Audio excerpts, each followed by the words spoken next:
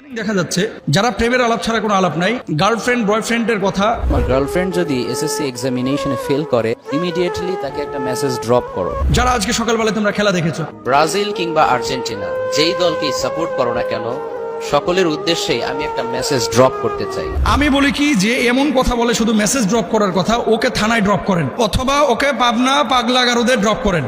একটা রেফারেন্স নাই, একটা আয়াত নাই, কোরআনের কোনো দলিল নাই, পুরোটাই খালি ড্রপ আর ড্রপ, পুরোটাই ড্রপ আর ড্রপ। আরে আপনি সিনেমার একটা কথা বললেন, তুফান মুভিতে সাকিব খানকে জিজ্ঞাসা করা হয়েছিল তুই কি চাস, উত্তরে সে বলেছিল পুরো দেশ।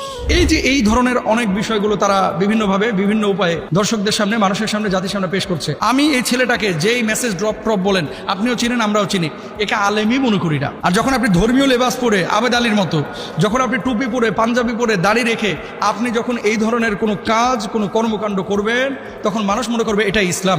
আর আপনাদেরকেও বলি, কোথায় থাকে এর কি বাপ মা নাই, এর কি আত্মীয় স্বজন কেউ নাই, এর কি ওস্তাদ কেউ নাই, কোন এলাকায় সে থাকে, তাকে হয় শাসন করেন। আমি সাধারণত কারো নাম নিয়ে কোনো কথা কোথাও বলতে চাই না, যদিও তিনি নাম উল্লেখ করেছিলেন, আমি তার নামটা উচ্চারণ করে তাকে আরো ভাইরাল করতে চাই না। আমি যে বিষয়টা আপনাদের কাছে বলতে যাচ্ছি, আপনারা আমাদের লেকচার শোনেন, ওয়াজ শোনেন, আলোচনা শোনেন, কখনো কখনো আমরা স্টুডিও ভিত্তিক ইনডোর কিছু আলোচনা করি বাসায়, আর সওয়াল জবাব করি, কখনো টেলিভিশনে প্রোগ্রাম করি, কখনো জুমার খুতবা দিই। আলেমদের কাজটা কি? আলেমদের কাজ হচ্ছে আল উলামা ওয়ারাসাতুল আম্বিয়া, যে আলেমরা হচ্ছে নবীদের ওয়ারিস, তাই না? নবীরা যে কাজ করেছে, আলেমরা সেই কাজটা জাতির সামনে, মানুষের সামনে স্বচ্ছভাবে কোরআন এবং সুন্নাহর আলোকে তুলে ধরবে।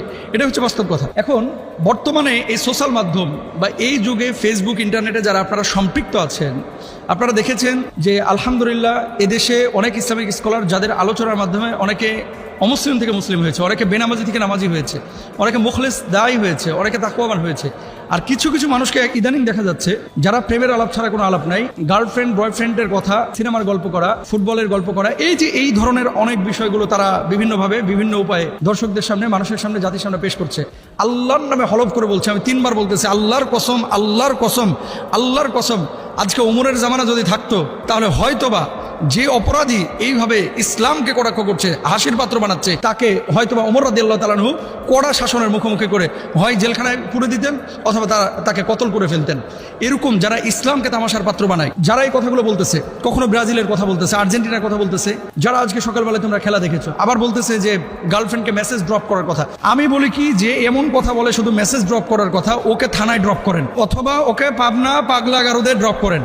একটা রেফারেন্স নাই, একটা আয়াত নাই, কোরআনের কোনো দলিল নাই, পুরোটাই খালি ড্রপ আর ড্রপ, পুরোটাই ড্রপ আর ড্রপ। জায়েজ আছে এই সমস্ত বিষয়? আরে আপনি সিনেমার একটা কথা বললেন যে অমুক সিনেমা এই ঈদে মুক্তি পেয়েছে, আপনি যখন এই সিনেমার নেগেটিভ 4-5টা বিষয় বলবেন, অনেক শ্রোতা আছে এটা ক্লিক করে দেখতে চাইবে যে আসলে হুজুর এটা বলেছে, একটু খুলে দেখি না কি আছে আসলে, তার মানে আপনি উৎসাহিত করেছেন।